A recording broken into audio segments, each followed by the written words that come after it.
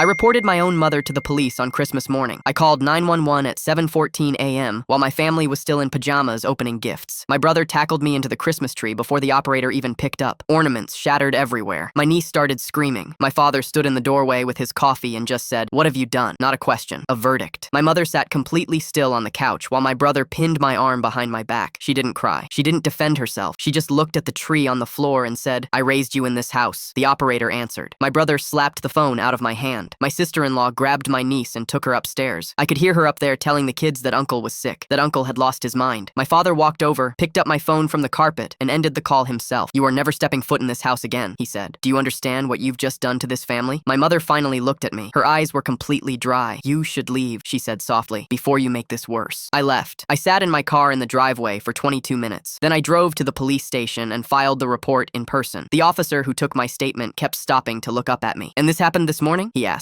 "Yes, on Christmas, yes." He asked me 3 times if I was certain about what I was alleging. I told him I had been certain for 11 years. I just finally had proof. My brother called 47 times between 9 a.m. and noon. My father left 1 voicemail. He was crying. He said, "Your mother is in the bathroom and she won't come out, and this is your fault. Whatever sick fantasy you've built in your head, I hope it was worth destroying us." My sister-in-law texted me a single sentence. "I always thought something was off with you." My childhood pastor called that afternoon. I don't know how he got involved that fast. He told me that families were sacred, that the enemy worked through accusation and division, and that I needed to repent before I lost everyone who loved me. I hung up on him mid-sentence. What nobody knew, except me, was that 3 weeks earlier, I had found a storage unit key in my mother's jewelry box while I was helping her look for her insurance card. I didn't think anything of it until I found the invoice in her email. She'd asked me to print a recipe and walked away, and it was just sitting there on the screen. A storage unit rented under my name, my social security number, open for 9 years. I drove to that facility alone on a Tuesday. The code on the invoice still worked. Inside were 11 filing boxes, 4 credit cards in my name I'd never seen, 3 open loan accounts, and a folder with my signature, my actual signature from old birthday cards she'd kept, traced onto documents I'd never signed. I didn't confront her. I photographed everything. I called a fraud attorney. I waited 3 weeks. I chose Christmas because my entire family would be there, and I was tired of being the only one who knew what she had done to me. The detective assigned to the case called me on December 27th. He told me the documentation was substantial. He asked if I understood that this process could take years and that my family might never forgive me regardless of the outcome. I told him I understood. He paused for a long moment. "Most people in your situation," he said, "spend their whole lives not making that call." My mother was formally charged 4 months later. My brother still doesn't speak to me. My father sent 1 letter saying he believed her over me and always would. My niece, who is 9, sent me a drawing in the mail last month. A Christmas tree, 2 people standing next to it. She wrote at the bottom, "I don't think you're sick, Uncle. I have it on my refrigerator."